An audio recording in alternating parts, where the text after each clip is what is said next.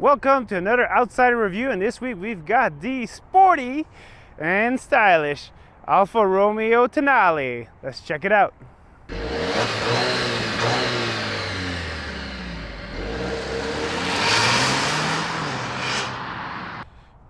Welcome back to an Outsider review. My name is Pat. Like I said, we've got the Tonale from Alfa Romeo. This is the Veloce trim, and we can see right away we got the typical front end of Alfa Romeo with that nice grille in the front, giving it a very nice aggressive look to it. And we got some nice 20-inch wheels. Love the circular rim design. I know they're all circular, but you know what I mean, the circles within the circles. I love that rim with the red rainbow brakes and Veloce badge right here. Tells you exactly which trim of Tonale. You see some nice Italian touches everywhere, like here. It's a decent sized crossover.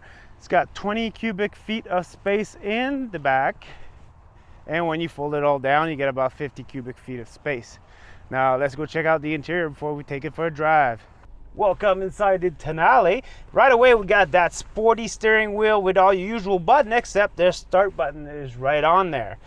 And you got the 12.3 digital gauge cluster. Right next to it, 12.5 infotainment system, touchscreen, and it's got an okay reaction for it. A little bit of a delay, but it's actually not that bad. And wireless Android Auto and Apple CarPlay. You gotta love that. We got our wireless charger right there that goes right in hand with having everything wireless. And your drive mode select. Typical DNA from Alfa Romeo. Dynamic is the most fun. And like here you have your 100% independent and adaptive dampers that you can just press. And I actually love how tuned the suspension is for a nice sporty feel to it. Now all the other commands are very straightforward. You got buttons for your HVAC, you got your shifter right here, volume control. I like having volume control here, easily accessible, parking brake, and like I said, shifter and cup holders, very handy.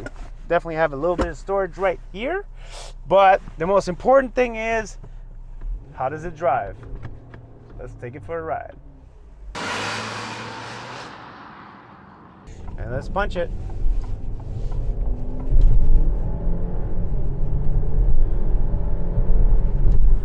All right. What we've got here is a 2-liter turbo 4-cylinder engine that gives 256 horsepower and 295 pounds-feet of torque. Now you can get the plug-in hybrid version, and that will give you 285 horsepower and 347 pounds-feet of torque. This gasoline model is only available here in Canada. In the United States, you guys will only have the plug-in hybrid version. Now the gasoline model is powered through a 9-speed transmission, and the plug-in hybrid is a 6-speed transmission.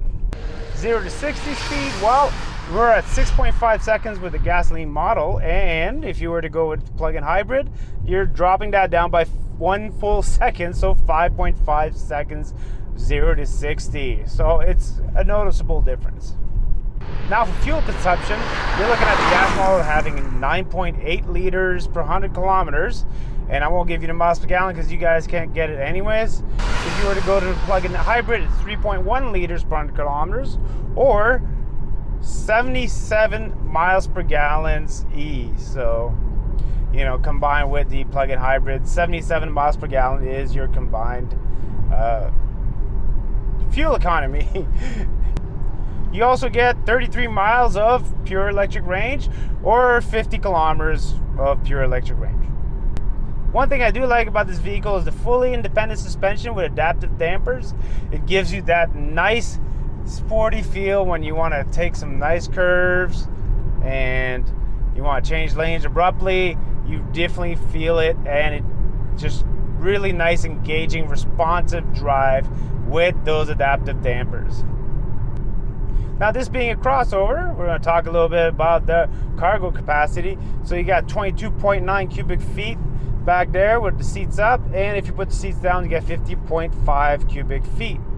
leg room is 41.7 inches in the front and 30 inches in the rear, which is actually quite okay. I sat back there, I'm only 5'9", sat back there, felt pretty comfortable. And as far as the comfort inside right here in the front seat, it's pretty comfortable. You can feel it maybe a little bit more rigid side, but this is a more sporty crossovers than, you know, your traditional ones. Now there's only 2 trims for this, so price wise it's already starts at $46,000 Canadian for the Sprint, and the Veloce is about $47,000 Canadian when you spec it out. So it's not too bad of a difference. If you want the plug-in hybrid, you look at that $60,000 Canadian. In the United States, it ranges between $49,000 to $50,000, obviously plug-in hybrid only. This being a little bit more of a sporty crossover, I'm going to rate it exactly as that. How does it feel? How does it handle?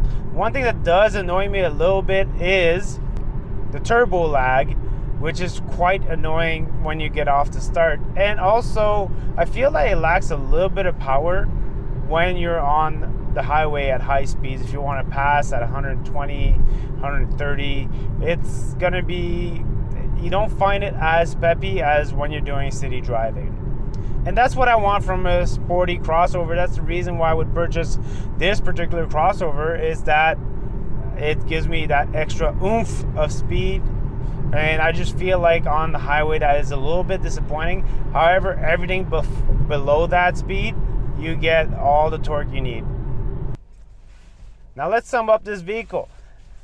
Exterior styling is one of the best in the business in my personal opinion. The interior is very practical. Buttons, I like where they are. I like how functional it is. And I definitely love how it drives. The handling is great. Now for a sports crossover, I find that the acceleration is a little bit laggy. So that would need to improve. And I do like that we have 2 choices here in Canada anyways, plug-in hybrid or just a gas model. Price-wise, I feel like it's priced in a very competitive segment and is priced pretty well. So definitely, if this vehicle appeals to you, I see no reasons not to go for it. Obviously, its cousin, the Dodge Hornet, is making its debut in the market and here in Canada, and it comes in as a plug-in hybrid as well. So you definitely have that option. Definitely go test drive them both. But Dodge Hornet does not compare to this vehicle as far as style. So let me know in the comments what you guys think about this vehicle. And I know this is a little bit faster review than our usual review, but this is a faster vehicle than usual. I'm just kidding. But comment below, like and subscribe, and we'll see you later.